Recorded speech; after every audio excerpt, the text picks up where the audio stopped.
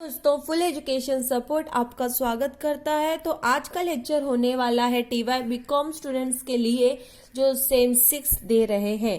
तो TY BCom में GST tax related आपका जो सब्जेक्ट है उसमें आपका ये चैप्टर है time place and value of supply. तो आज time place and value of supply ये जो चैप्टर है इसका हम लोग प्रैक्टिकल सम डिस्कस करने वाले हैं। बिकॉज कि अगर प्रैक्टिकल सम में से कुछ भी क्वेश्चन आ जाते हैं तो आपको ये छोड़ के नहीं आना है। तो लेट्स स्टार्ट करते हैं। तो प्रैक्टिकल नंबर क्वेश्चन नंबर 1 ये बुक में रेफर कर रही हूँ शेड की।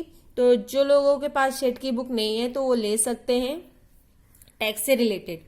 तो लेट्स स्टार्ट करते हैं। क्वेश्चन क्या बोल रहा है, find the time of supply in the following cases. कुछ ऐसा कुछ दिया हुआ है और बोला है कि time of supply find out करना है। जो ये दिया हुआ है सीरियल नंबर दिया है 1 2 3 4 5 6। अब यहाँ पे बोला है कि डेट ऑफ रिमूवल, जिस डेट में कोई भी स्टॉक हो सकता है, कोई भी गुड्स हो सकते हैं, तो सर्विसेज हो सकता है, तो कब रिमूव हुआ एंड डेट ऑफ इनवॉइस, मतलब इनवॉइस मीन कि एक लाइक बिल या पेपर जैसे रहता है तो वो पे करना होता है। समवन किस कोई भी हो, तो जैसे कि कोई गुड्स लिया तो उसको पे करना होगा, तो उसमें इनवॉइस उसे ही बोलते हैं डेट ऑफ इनवॉइस। कब हुआ इनवॉइस, कब हुआ? तो 9 जैन को 2018 को इनवॉइस हो रहा है। Date of receipt of payment आपका हो रहा है 25 जनवरी 2018 को। अब इसी तरीके से एज इट इज डेट दिए हुए हैं एंड आपको फाइंड आउट करना है। तो इस तरीके से अगर क्वेश्चन आते हैं तो आपको किस तरीके से आंसर लिखना है ये मैं आपको यहाँ पे बताने वाली हूँ। तो फ्रेंड्स, आपको कुछ इस तरीके से लिखना होगा, determination of time and supply of goods. तो इस तरीके से आपको फर्स्ट लिखना है। देन आपको serial number as it is यहाँ पे जिस तरीके से कॉलम करके दिया हुआ है, फर्स्ट कॉलम में आपको सीरियल नंबर प्रोवाइड किया है। देन सेकंड कॉलम में डेट ऑफ रिमूवल, किस डेट में स्टॉक है या कोई गुड्स है तो किस डेट में वो रिमूव हो रहा है। देन डेट ऑफ इनवॉइस, किस डेट में वो इनवॉइस किया जा रहा है। And date of receipt of payment, किस डेट में रिसिप्ट ऑफ पे किया जा रहा है। रिसिप्ट ऑफ पेमेंट की रिसिप्ट मिल रही है तो 25 जनवरी 2018 है।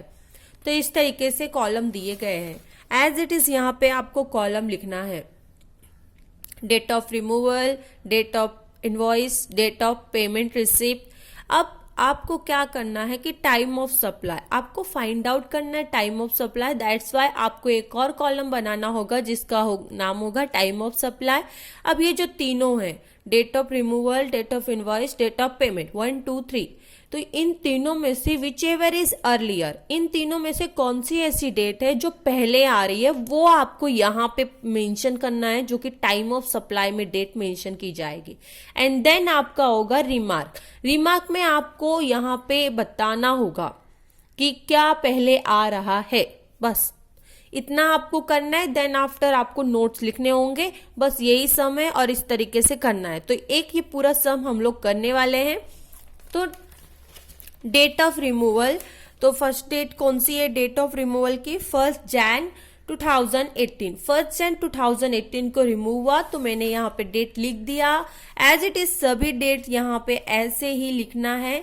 और डेट ऑफ इनवॉइस यहाँ पे दिया गया है 9 Jan 2018। Date of payment receipt of payment दिया है 25 जैन 2018। अब इस तरीके से डेट दे दी गई है। अब आप ही सोचो कि कौन सी डेट है, 1 जैन, 9 जैन और 25 जैन, कौन सा पहले आता है? 1 जैन, ऑफ कोर्स 1 जैन आएगा।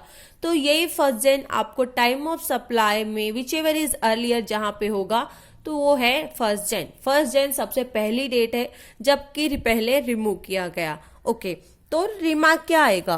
Time of supply 1 Jan 2018 has the date of removal, it is a earlier date. बस इतना ही लिखना है आपको, हो गया।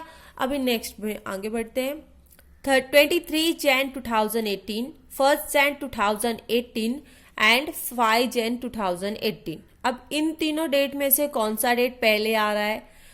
1 जैन 2018, 23 जैन 2018, 5 जैन 2018। तो 1 जैन 2018, तो यहाँ पे फर्स्ट ऑफ ऑल आपको जिस तरीके से दिया है एज इट इज यही तीनों डेट आपको यहाँ पे भी एज इट इज मेंशन करना है। अभी 23 जैन 2018, 1 जैन 2018, 5 जैन 2018। अब इन तीनों में से कौन सा पहला डेट है जो कि बोल सकते हो कि नंबर में भी आप काउंट कर सकते हो, 1 जैन पहली तारीख तो पहले आती है ना, देन उसके बाद 5, देन उसके बाद 23। तो 1 जैन आपको यहाँ पे लिखना होगा टाइम ऑफ सप्लाई। अब यहाँ पे आप क्या लिखोगे, यहाँ पे लिखोगे 1 Jan 2018 as the date of, कौन सा डेट है ये, जो 1 जैन का डेट है, डेट ऑफ इनवॉइस। तो as the date of invoice it is the earlier date, बस कि इस डेट का जो ये है तो ये डेट पहले आ रही है, बस यही लिखना है आपको। देन नेक्स्ट आगे बढ़ते हैं। 14 जैन 2018, 14 जैन 2018, 11 जैन 2018। अब यहाँ पे 14 जैन 2018, 14 जैन 2018 एंड 11 जैन 2018। इस बार तो दो बार एक ही डेट दिया है। अब क्या किया जाए, तो यहाँ पे सबसे पहली डेट क्या आ रही है, 11 जैन 2018। तो आपको लिखना है 11 Jan 2018 as the date of payment received, date of payment received in advance, मतलब कि पहले ही एडवांस में पेमेंट रिसीव दे दी गई है। Then 15 Feb 2018, 17 Feb 2018, 23 Feb 2018। इन तीनों में से 15 Feb पहले आ रहा है तो 15 Feb लिख दिया आपने टाइम ऑफ सप्लाई में। Then 15 Feb as the date of removal, it is the earlier date, date of removal, तो अर्लियर डेट इस तरीके से आपको यहाँ पे लिखना है एज इट इज। यहाँ पे अब 20 Feb 2018, 19 Feb 2018, 25 Feb 2018, तो एज इट इज यहाँ पे किया। तो पहली डेट क्या आ रही है, पहली डेट आ रही है 19 Feb जो कि है डेट ऑफ इनवॉइस, तो वही आपको यहाँ पे 19 Feb लिखना है। देन यहाँ पे लिखना है कि as the date of invoice it is a earlier date, बस आपको फाइंड आउट करना है कि कौन सी डेट पहले आ रही है। 15 मार्च 2018, 16 मार्च 2018, 5 मार्च 2018, तो आपका आंसर क्या आएगा, आपका आंसर आएगा 5 मार्च 2018 जो कि है date of receipt and payment, means कि 5 मार्च 2018 को as the payment receive in advance में हो गया। बस इस तरीके से आपका जो ये क्वेश्चन था, ये जो आपका क्वेश्चन था, इसी क्वेश्चन में ऐसे ही कॉलम बनाना है। बस आपको एक कॉलम एक्स्ट्रा करना है time of supply and remark का। वहां पे आपको बताना है कि ये डेट पहले आ रही है और इसमें आ रही है, जैसे डेट ऑफ इनवॉइस हो जाता है, रिमूवल हो जाता है, जो भी आ रहा है। अब आपका ये क्वेश्चन हो गया रेडी। अब आपको नोट्स लिखना है। किस तरीके से लिखोगे, आपको कुछ इस तरीके से नोट्स बनाना होगा जिसमें लिखना होगा कि time and supply of goods it is the earlier of the following date, और उनमें से time of removal, date of invoice of the last date which invoice has to issue and date of receipt of payment.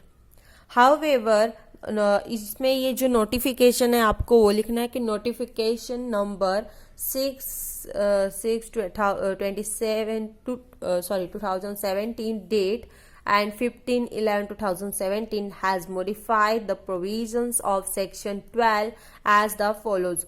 For all the dealer of inner goods except the compositions dealer, the actual and the due date of invoice, whichever is earlier, it is only factor determine his time of supply.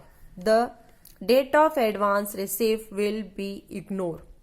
ये जो section 12 है उसी के बारे में information दी गई है, तो आप नोट्स में ऐसा लिख सकते हो कि डेट ऑफ इनवॉइस मेंशन करना है और रिसीव को ignore, advance receive will be ignore.